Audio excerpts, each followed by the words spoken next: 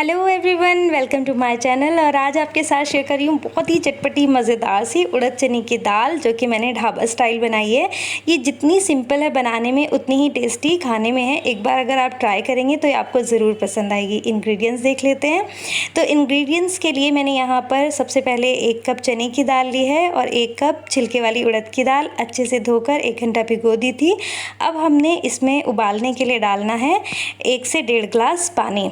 तो जब ये पानी डाल देंगे उसके बाद हम इसमें डालेंगे नमक 1 चम्मच और 1/4 टीस्पून हल्दी पाउडर। इसे थोड़ा सा उबाल लेना है, इतना उबालना है कि दाल घुले नहीं।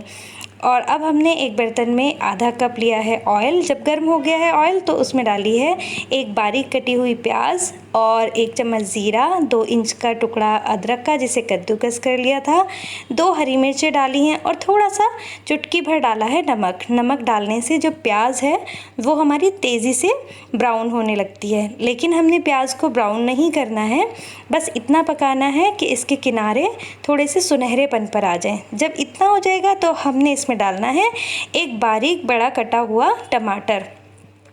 तो नमक डालने की वजह से टमाटर बहुत तेज़ी से सॉफ़्ट हो जाएगा। जब टमाटर अच्छे से सॉफ़्ट हो जाए, काफ़ी हद तक घुलने लगेगा, तो हमने इसमें डालने हैं मसाले। अब क्योंकि हल्दी और नमक हमने पहले ही डाला हुआ है तो हम इसमें डालेंगे सिर्फ 1 चम्मच लाल मिर्च पिसी हुई।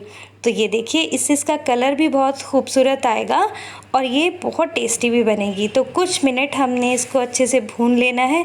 जब मिर्च का कच्चापन ख़त्म हो जाएगा तो उबली हुई दाल हमने इसमें डाल लेनी है। आप देख सकते हैं कि दाल कितनी अच्छी तरह से गली है, घुली नहीं है, तभी इसका जो टेस्ट है बहुत अच्छा आता है और टेक्सचर भी बहुत अच्छा आता है। तो बस अब हमने इसको फुल फ्लेम पर कुछ देर पका लेना है।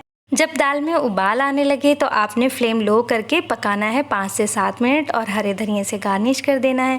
तो देखिए कितनी मज़ेदार और टेस्टी सी ये दाल तैयार हुई है।